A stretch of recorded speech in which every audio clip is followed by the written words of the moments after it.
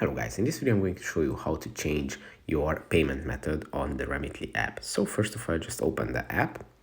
Then from the home page, you have to move to the My Remitly page, which is the fourth option on the bottom of the screen.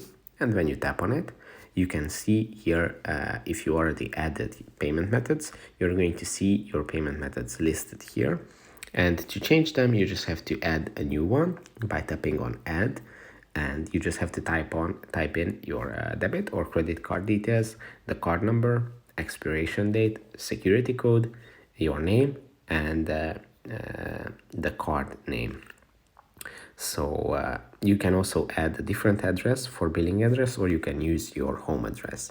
And when you save this, your new payment method is going to be listed here with all the other payment methods that are available, and you can obviously remove your old payment method, so you can use just this new one.